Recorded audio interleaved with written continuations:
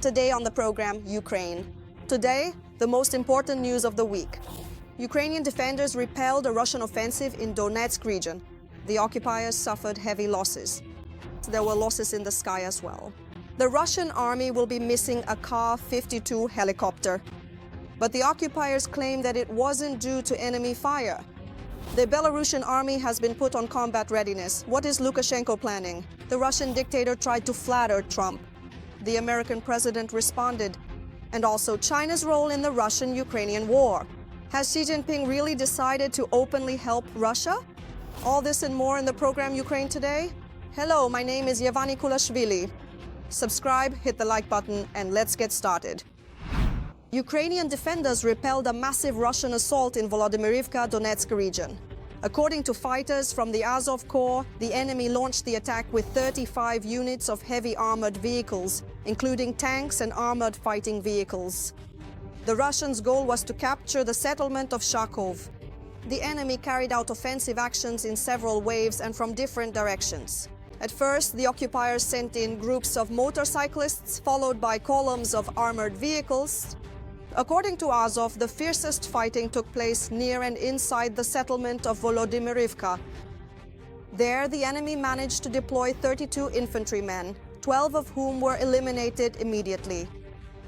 During the repulse of the attack, Ukrainian soldiers destroyed and damaged one armored vehicle and a tractor, 3 tanks, and 16 enemy armored fighting vehicles. The enemy also lost 41 motorcycles and 2 light vehicles. Russian losses have also been recorded in the air.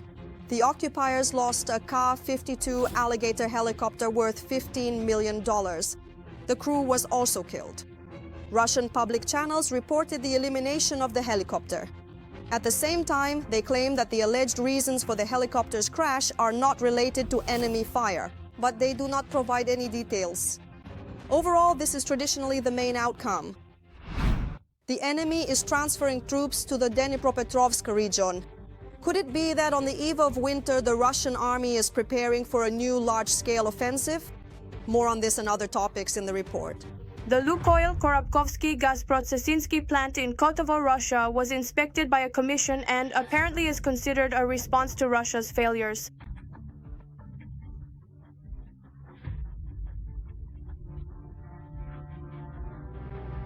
Russia must retrieve the bodies from the Pokrovsky settlements. Retrieving the bodies from the Pokrovska settlements and Pavlivka may also be seen as a defining moment for the area around the Pokrovska settlements.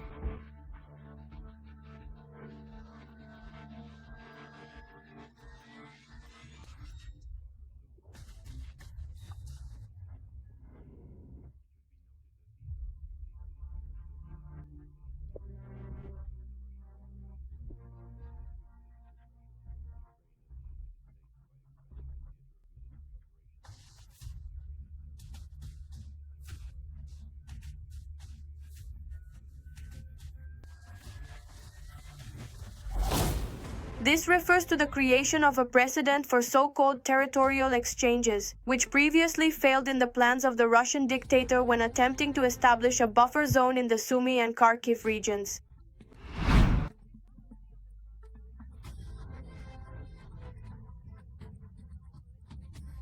The subject in question has turned out to be the possible supply of long-range Tomahawk missiles to Ukraine.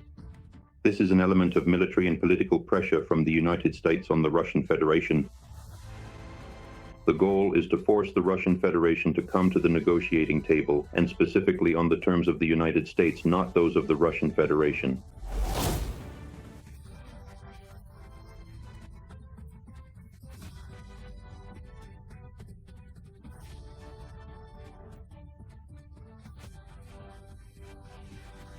The United States is well aware that the number of oil refineries on the territory of the Russian Federation is quite limited.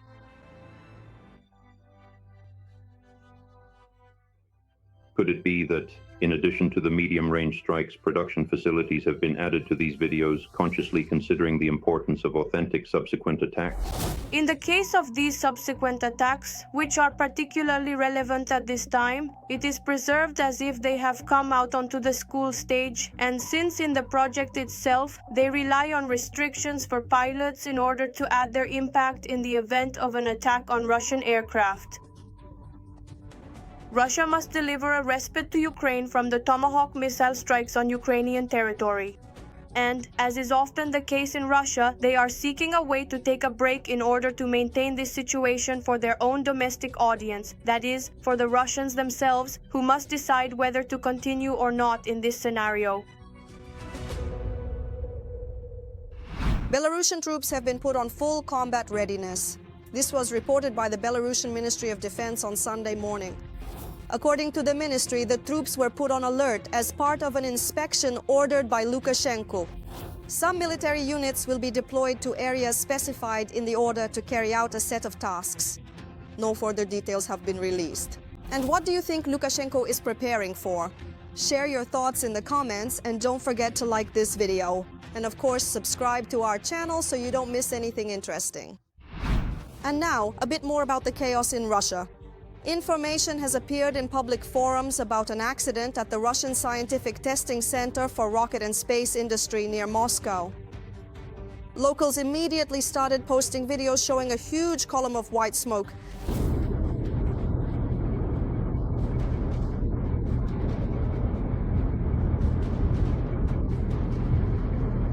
There has been no official statement about what exactly happened at the facility. However, the Scientific Testing Center for Rocket and Space Industry is a key Roscosmos facility specializing in testing rocket engines and spacecraft. And indeed, tests were being conducted there at that very moment. It was officially reported that rocket engine tests for Roscosmos were allegedly being conducted on the center's premises. Of course, everything sounded successful on paper. However, after seeing an analyst warned about the threat of a repelled leak, an extremely toxic rocket fuel. Meanwhile, Aliyev and Putin met in Tajikistan. The country, which has ratified the Rome Statute, was supposed to arrest the Russian dictator. He, after all, is internationally wanted. But that did not happen. Why and what consequences this will have, the answers are in the report.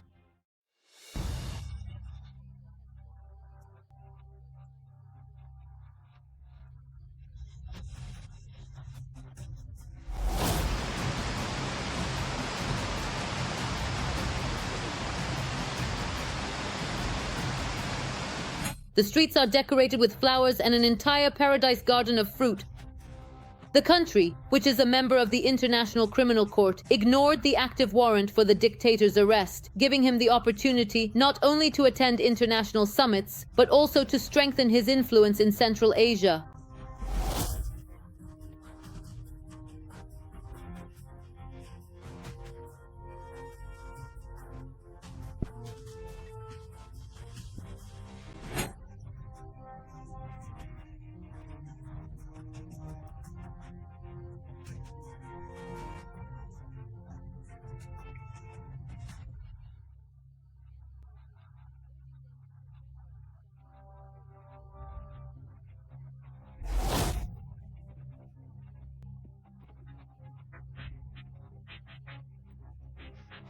Of course, Director Liz Evanson, Directors of International Affairs.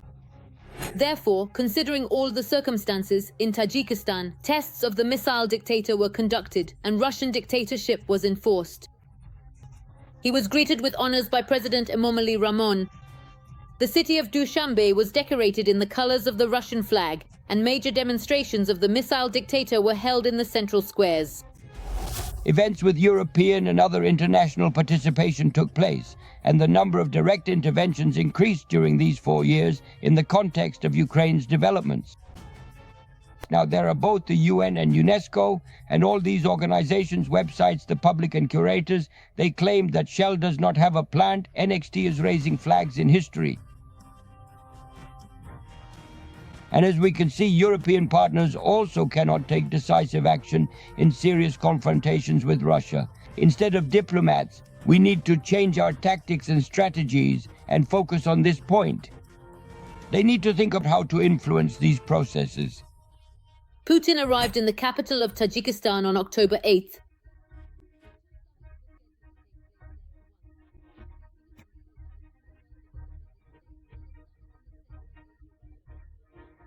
Experts consider the second event to be the key one. Against the backdrop of the war in Ukraine, sanctions pressure, and growing international isolation, the Kremlin is seeking support in the region. The leaders of Kazakhstan, Kyrgyzstan, Turkmenistan, and Uzbekistan also took part in the negotiations.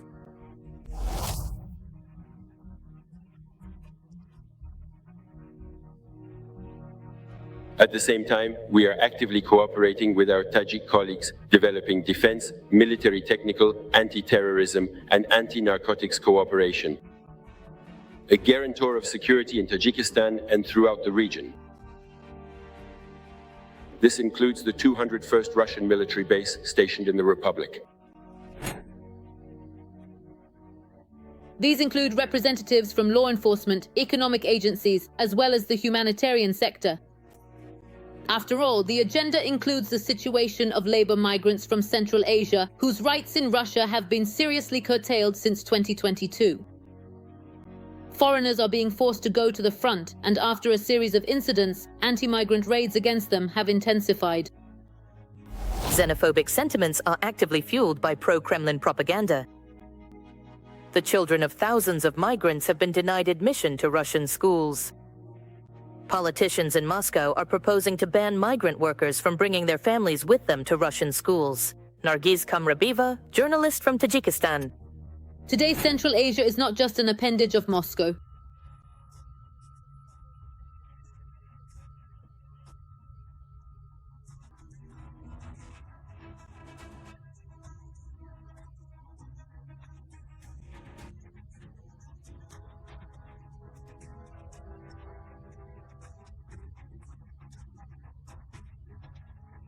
Putin is not just afraid.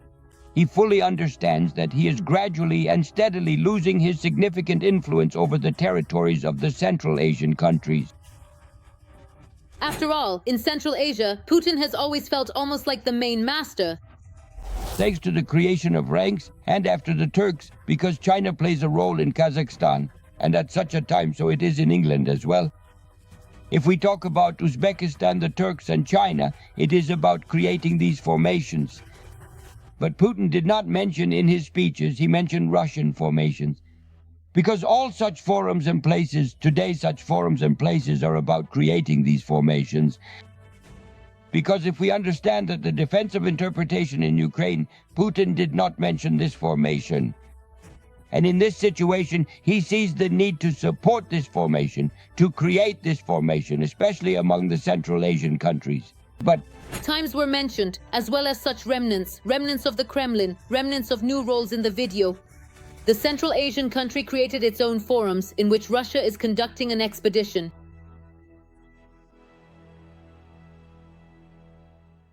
On the eve, Trump was truly in mourning. The American president was not awarded the Nobel Peace Prize. Putin decided to support Donald Trump. During a briefing with journalists, the Russian dictator stated that he doesn't know whether Trump deserves the Nobel Peace Prize, but according to him, Trump really does a lot.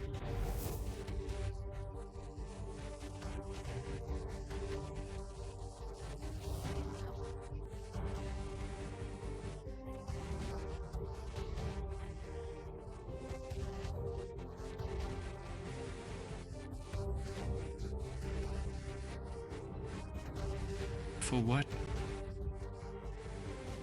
Whether or not the current United States president truly deserves the prestigious Nobel Peace Prize, I honestly don't know, but he really does exert a significant amount of effort to diligently try to resolve such incredibly complicated and deeply entrenched crises that have unfortunately lasted for many decades, or even considerably longer than that. He is definitely and actively trying to work on these critical issues, specifically the important issues of achieving lasting peace and effectively resolving complex international situations and ongoing conflicts. Trump liked that description. He posted the video of the speech we showed on his social media and briefly thanked the Russian dictator, writing, quote, "Thank you to President Putin." The occupiers may be receiving intelligence for strikes on Ukraine from China. There are indeed a number of factors that may indicate this. For example, during a recent Russian attack on western Ukraine that resulted in civilian casualties, 3 Chinese satellites were spotted over the region. Details in the report.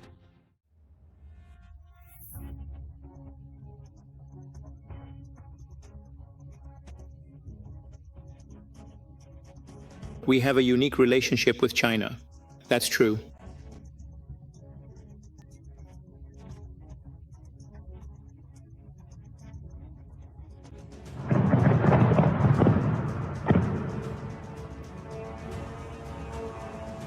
According to the monitoring service Heaven Above, which tracks satellite movements over Lviv and neighboring regions, at least 3 Chinese reconnaissance satellites of the Yaogan 33 series were circling overhead. In the morning, another one joined them, capable of conducting optical reconnaissance. Its mission was to make 7 more passes during the day. China has managed to create a fairly extensive group of reconnaissance satellites, uses this information, and provides it to Russia. The satellites' orbits passed at low altitudes, which made it possible to obtain clear, detailed images. Note that the timing of the 7 passes along the route is not accidental at all. This may be evidence of intelligence cooperation between Beijing and the Kremlin, involving the exchange of data on the air situation, the location of air defense systems, and the movements of Ukrainian aviation. Ukrainian foreign intelligence confirms this. There is evidence of a high level of cooperation between Russia and China in conducting satellite reconnaissance of Ukrainian territory with the aim of identifying and targeting more investment-oriented strategic targets for strikes. Now, as we can see in various cities, these targets may affect investors. Of course, the Chinese authorities were quick to say that they know nothing about the transfer of satellite data to Russia for strikes on locations in Ukraine. Chinese diplomats emphasize that Beijing maintains a fair, objective, and impartial position regarding the Ukrainian crisis. China was not a party that started the Ukrainian crisis, nor did it participate in it. But as a permanent member of the UN Security Council, and given our own status, we have always maintained an objective and impartial position, advocated for reconciliation and negotiation, and this approach has been recognized by other ministers. Yes, in the official rhetoric of the PRC, they do not acknowledge that Putin is waging an aggressive war in Ukraine. If the satellite passes at an altitude of up to 700 kilometers, it completes a revolution approximately every hour and a half. Officially, they will maintain objective demands and objective positions. But in practice, we're talking about military devices, including radars that can detect even through clouds, smoke, and even at night. I want to mention that Russian-Chinese cooperation on the international stage has undoubtedly been one of the important factors of stability in the world. These powerful coalitions provide exceptionally high-precision surveillance capabilities, which are truly comparable in their outstanding quality to advanced Western systems. China, like the United States, has a real-time satellite reconnaissance system. The Russian Federation does not have real-time capability. They have GLONASS, which does not fully cover the globe. There aren't enough satellites in orbit to provide complete coverage of the Earth's surface. So, as you can see, they cannot operate in real time. They do not have such advanced intelligence capabilities. But China does, and China provides data for target selection and missile strikes. I am not convinced that China is currently providing this intelligence to the Russian Federation in real time. Now, in 2024, American intelligence has reported that China is providing Russia with all the intelligence information it considers not only about Ukraine, but also regarding monitoring and intelligence gathering in Europe. Back in 2022, a company affiliated with Wagner purchased some Chinese satellites to provide intelligence data, signing contracts worth more than $30 million. Then, in the spring of 2024, Beijing began supplying this military technology to Moscow. This isn't just about intelligence data, but also about optical equipment for the military, as well as supplies, rocket fuel, and components for tank production. Right now, Russia has become the most important player in Kyiv. This is obvious to everyone. Russia is supplying Kyiv with special chemicals, gunpowder, and shipments for 20 military factories in the Russian Federation. In the case of drones which Russia will use against the Ukrainian military in 2025, new antenna projects with markings are being developed in Kyiv.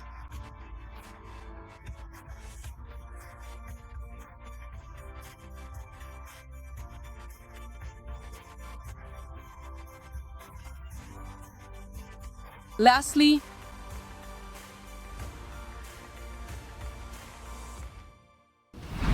a digest of Russian propaganda, a fresh selection of magic that fills the eyes and ears of ordinary Russians. Everything is new, just big and impressive. Of course, this is what Russian propaganda is spreading, and they have started saying that cavalry can turn this situation around at the front. They claim that over these 15 kilometers, and with repeated attempts, it seems like they're trying to create the impression in these videos that are now being circulated. In these circulated videos, there are a lot of such claims, and drones will be featured in these videos.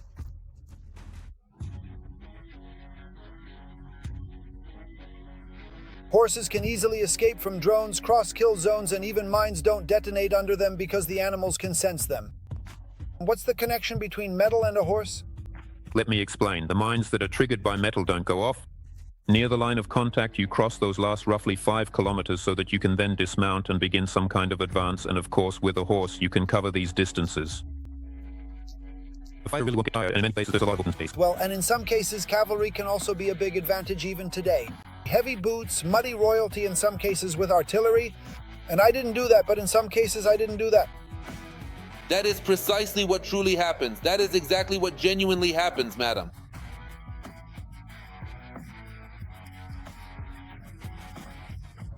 It happens, it happens, it happens. A horse is able to cover the crucial stretches of ground from our positions to the enemy trenches faster than any other vehicle.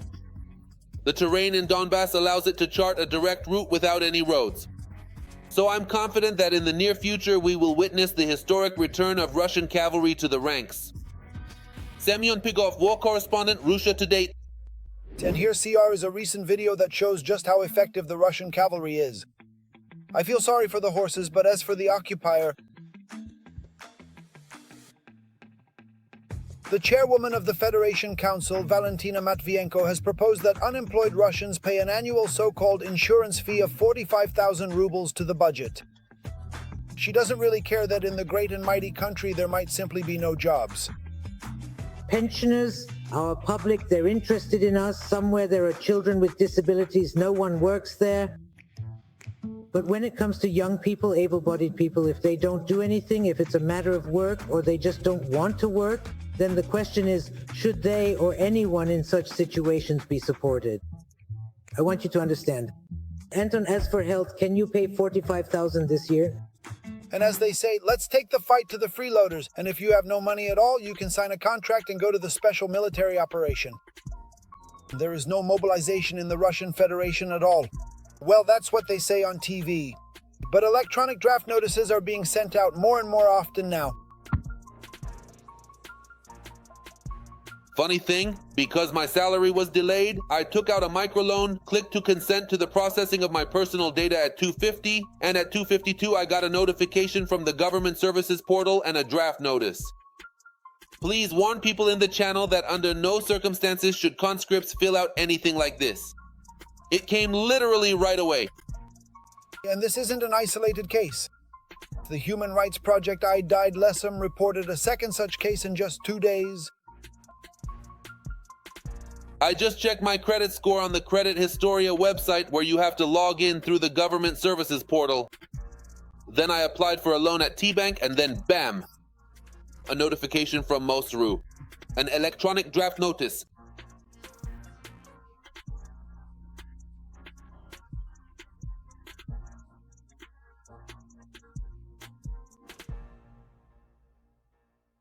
That's all for today. Thank you for watching. Strength to the defenders of Ukraine, both men and women. Glory to Ukraine. Subscribe, like, comment, share, and see you next time. Join our community, support independent journalism, and help us bring you the truth from Ukraine. Become a member of Ukraine today. Join us now.